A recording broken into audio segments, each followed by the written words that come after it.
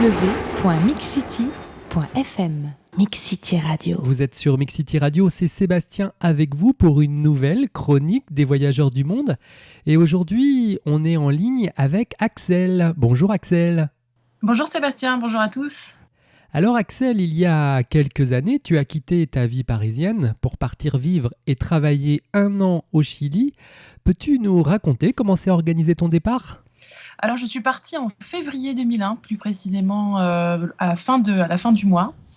Ça s'est déclenché en fait en très peu de temps, en 1 mois et demi. Je suis passée du stade je travaille à Boulogne à je m'envole pour Santiago du Chili. Le contexte a été très simple et pour plusieurs raisons d'ailleurs j'ai décidé de partir. La première est pour des raisons personnelles, donc j'ai dû me séparer de mon compagnon. Je devais donc par voie de conséquence me séparer également de mon appartement. Et puis au niveau professionnel, mon travail ne m'intéressait plus à la hauteur de ce que j'attendais. Et très rapidement, à la suite d'un coup de téléphone avec ma sœur qui habitait à Santiago du Chili, j'ai pris la décision de faire mes claques comme on dit, et de prendre un billet pour Open. Enfin, j'ai pris ma décision en 10 minutes, le temps de parler avec ma sœur. Je lui disais voilà, j'ai besoin de trouver un appartement, il faut que je me mette à chercher tout ça. Et elle me dit, bah écoute, tu sais, c'est simple, moi j'en ai un qui se libère en face de chez moi. Donc j'ai ri sur le coup, je lui ai dit, bon écoute, tu sais, Boulogne, Santiago du Chili, ça va être un peu compliqué tous les matins, mais bon, pourquoi pas. Et je l'ai prise au sérieux très rapidement. Et une fois raccrochée, je me suis sentie un petit peu voltée, comme on pourrait dire, un peu sur un nuage, à me dire, oh là là, je sens que quelque chose est en train de se passer. Donc tu es parti en Amérique du Sud, donc à la va-vite. Comment ça se prépare un départ aussi rapide, les papiers, tout ce qui est administratif, c'est pas un peu compliqué ? Alors j'avais déjà un passeport de fait, donc ça a été une étape de moins à gérer, d'autant plus qu'à Paris ça va assez vite par rapport à ce qu'on peut avoir comme délai en province, ça peut aller jusqu'à 3 semaines. Or là j'avais pas besoin de passer par cette étape-là. Pour le billet Open, ça a été très simple puisque j'ai fait quelques études sur internet très, très rapidement et j'ai dit ok tout de suite, j'ai pris mon billet Open, donc valable sur 1 an. D'accord. Donc ça a été assez rapidement organisé en fait, on va dire au niveau papier. Après au niveau appartement, ça s'est très bien passé aussi puisque j'ai vu qu'on était 2 sur le bail, je me suis retirée, lui est resté, donc j'avais pas besoin de faire le préavis, donc ça m'a économisé aussi 3 mois. Après, ça a été la vente de mes biens aussi, puisqu'il a fallu que je me sépare de tout ce que j'avais sur place. Donc ça, c'était un peu difficile au départ. Mais finalement, l'excitation du départ m'a aidé à franchir cette étape-là.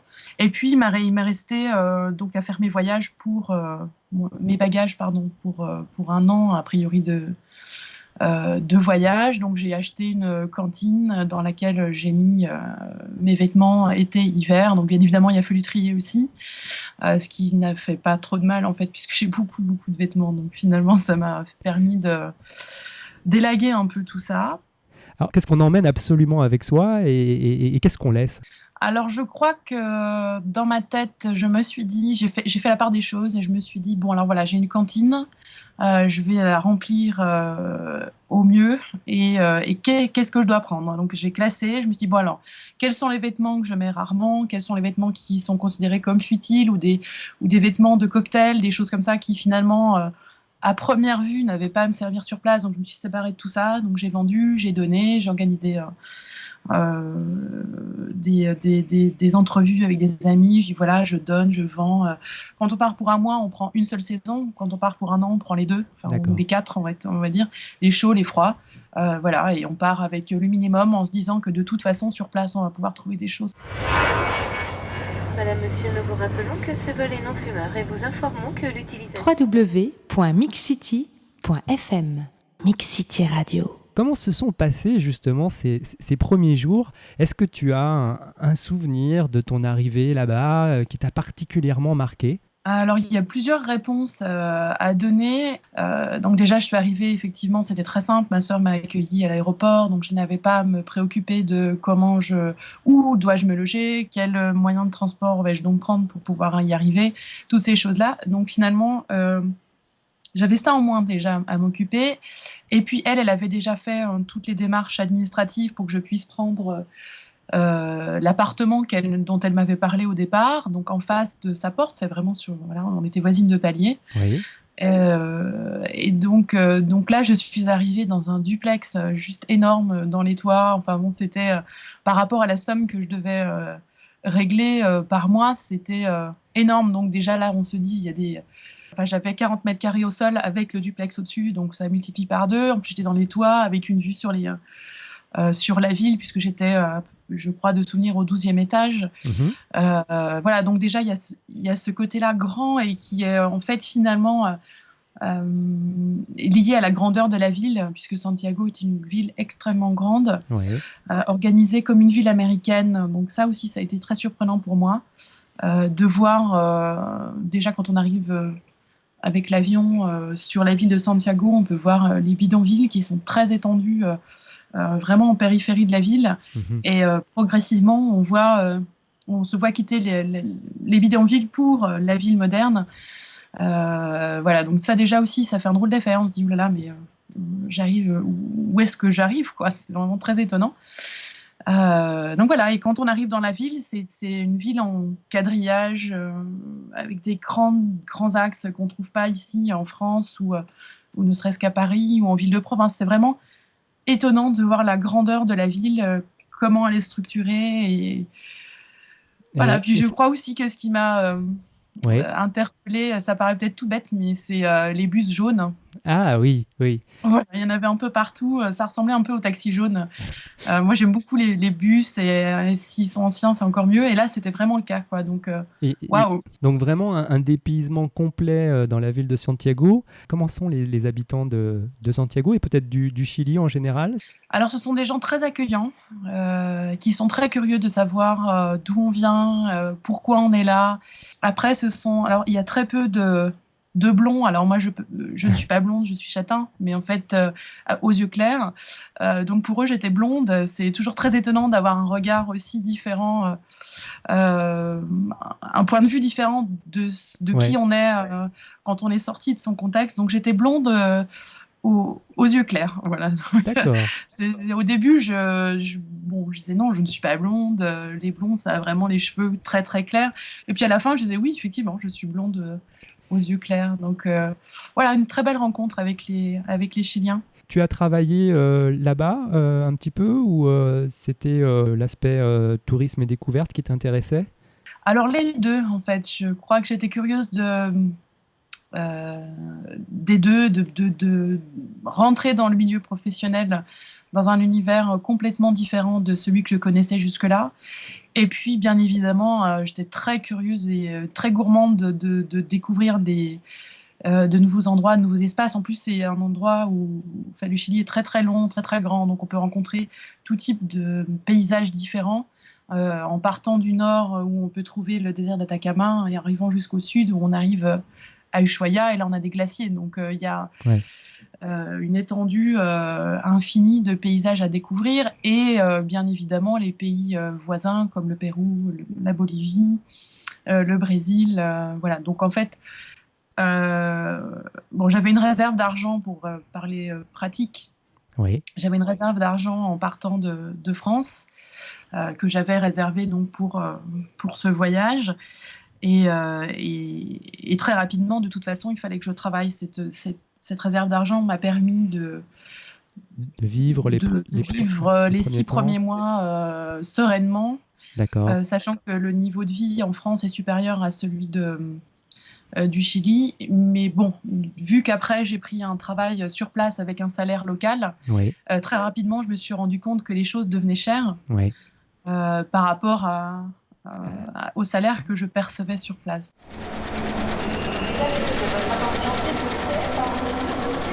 www.mixcity.fm Mix City Radio. Il y a vraiment une expérience marquante ou un site remarquable que tu as pu voir, apprécier et que tu aimerais conseiller à nos amis auditeurs?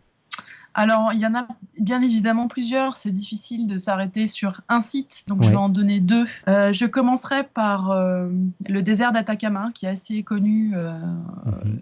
de plein de gens parce que on voit souvent des images et puis bon, c'est quand même le haut lieu du Chili. Donc Ouais. c'est le nord en fait. Donc c'est c'est un salar en fait. Donc c'est un désert de sel Mhm. où là on arrive et on a une étendue infinie de sel, de rien, on va dire, de chaud, de sécheresse. Enfin, c'est vraiment étonnant à voir et on peut trouver à San Pedro d'Atacama, qui est la petite ville qui centralise en fait le tourisme, où là on trouve des petites maisons qui sont construites avec de la chaux, enfin c'est de la terre, au sol on a de la terre cuite, on n'a pas de plancher, on n'a pas de... Donc on a encore cette authenticité Authenticité. Ouais. que l'on attend du pays. Voilà, il n'y a rien de choquant. C'est à voir. Et à côté, il y a les geysers du Tatio qui se visitent en fait très tôt le matin. Donc il faut partir tôt, il faut prendre des minibus locaux. On doit traverser le désert avec ses rochers, ses cailloux. En fait, voilà. Donc on est en gros dans des tapes-culs pour arriver là. Mais une fois qu'on arrive, on oublie tous les désagréments du voyage. Mhm. Et on a là des geysers magnifiques au lever du soleil à découvrir. Donc ça, c'est le premier site que je voulais Que tu mettre en conseillerais? lumière. Ouais. Et le second, c'est Foz de Iguaçu, qui est en fait un site où on a des chutes d'eau extraordinaires d'une longueur de 8 km en tout, où là, on a voilà, tout Ouais. l'inverse du désert. C'est pour ça que Beaucoup je de donnais des bruit, exemples. beaucoup d'eau, j'imagine. Beaucoup d'eau, beaucoup de bruit, beaucoup d'humidité, beaucoup de faune, beaucoup de flore. C'est vraiment à voir. Et on arrive là et on a ces trompes d'eau Ouais. qui rugissent parce qu'il n'y a pas d'autre mot. Et on peut passer par-dessous, par-dessus. On peut visiter le parc naturel avec des papillons qui font 10 cm d'envergure. Enfin, c'est avec des couleurs fascinantes, avec tout Magnifique. un tas d'araignées. Alors, c'est peut-être pas vendeur, mais bon, elles sont pas dangereuses.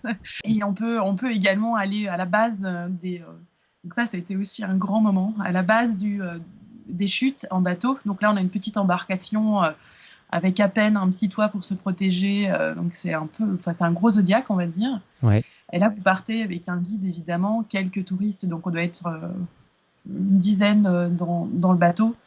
Et là, on voit en fait, on voit la chute d'eau qui nous arrive devant avec la façon d'un mur. Mhm. Et le guide nous dit d'un air taquin, on s'approche. Alors là, oui, on s'approche, et on se fait tout savoir en fait, parce qu'on arrive en dessous en fait de la chute d'eau, mais c'est des gouttes énormes, c'est prodigieux. Enfin, c'est juste qu'on se prend en fait une grosse chute d'eau géante, quoi. Donc c'est impressionnant. Donc il nous emmène jusqu'en dessous, jusqu'à ce qu'on se prenne des gouttes d'à peu près 3-4 cm de diamètre. Donc là, on se prend ça pas comme une pierre, faut pas exagérer, mais c'est extrêmement surprenant. C'est wouh.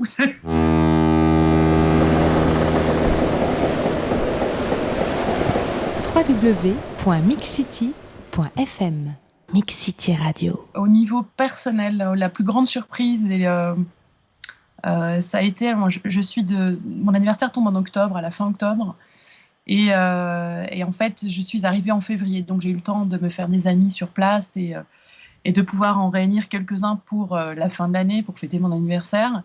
Et vu que les saisons sont inversées dans l'hémisphère sud, eh ben, j'ai enfin pu réaliser un rêve, c'est de pouvoir faire un barbecue à mon anniversaire dehors, avec des amis. Donc ça a été Ce qui est... peut-être un détail pour certains qui sont nés en été, mais pour les gens qui sont de la fin de l'année, c'est assez grisant de se dire, bah voilà, je fais un barbecue avec des amis, à l'extérieur il fait chaud, je suis en débardeur. Et donc ça a été un des moments les plus forts. les plus émouvants en fait pour moi. Ça a l'air tout bête, mais ça a été très sympa, ça m'a beaucoup marqué. Ouais. Et en revanche, le moment le moins sympa, je dirais que c'est parce que quand je suis arrivée à Santiago, je pensais avoir des bases en espagnol, mais mais en fait pas du tout. Très rapidement, le deuxième jour, j'ai pris des cours d'espagnol intensifs, donc j'avais 4 heures par jour tous les matins pendant un mois, et l'après-midi, j'avais trouvé un stage, donc ça a été très très rapide, avec l'aide de ma sœur quand même. Donc ça a été assez difficile, surtout que le soir, j'arrivais, je voulais même plus qu'on me parle, rien du tout, même pas en français, laissez-moi tranquille. J'ai commencé à faire de la prospection, à rechercher un travail, et c'est là où le plus difficile pour moi est arrivé, c'est prendre le téléphone et parler en espagnol et me vendre et surtout comprendre ce qu'on me répond. Donc voilà, ça a été le moment le plus difficile, ça a été au bout d'un mois. Ça m'a appris à ne plus être dans son pays, mais être un étranger dans un autre. Oui. Donc ça, je crois que c'est un apprentissage de vie qui est essentiel. Enfin, moi, il a été essentiel. On apprend l'humilité, la patience, et on apprend aussi à comprendre les autres parce qu'on n'est pas chez soi, et qu'il faut apprendre la culture, apprendre on va dire les rituels, mais bon, c'est pas tout à fait juste, mais apprendre le fonctionnement d'une autre société, quoi. Donc ça a été essentiel pour moi. Oui. Et puis bien évidemment, j'ai appris la langue, donc aujourd'hui je suis bilingue, donc ça c'est juste extraordinaire pour moi. Et puis je dois dire aussi que quand on revient dans son pays ensuite et qu'on recherche du travail à nouveau, et qu'un recruteur voit une année passée à l'étranger, il se demande souvent ce qui s'est passé, comment c'était. Et en fait, souvent, en tout cas dans ma profession, ça a été très positif. En fait, ça a été oh là, mais très bien, mais c'est super ce que vous avez fait, c'est une belle ouverture d'esprit. C'est chouette. Enfin voilà, ça fait pas un trou dans le CV, ça fait plutôt une montagne en fait. Est-ce que tu as des nouveaux projets de voyage? Alors oui, peut-être moins grand que celui-là, puisque je partirai pour une courte période, entre guillemets, puisque ce serait pour un mois. Et donc là, je compte partir déjà à New York, parce que je n'ai jamais mis les pieds aux États-Unis du tout. Donc j'aimerais commencer par New York. J'aimerais aussi continuer sur San Francisco, si c'est possible.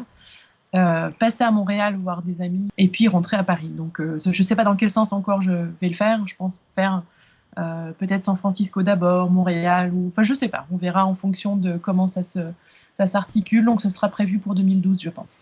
D'accord, donc de beaux voyages en perspective. Écoute, on te remercie beaucoup, Axel, de ce témoignage. Merci beaucoup, Axel. Merci à toi. À très bientôt. À bientôt. Et je vous rappelle que vous pouvez retrouver l'interview d'Axel, mais aussi celle des autres voyageurs du monde, en vous connectant sur www.mixcity.fm.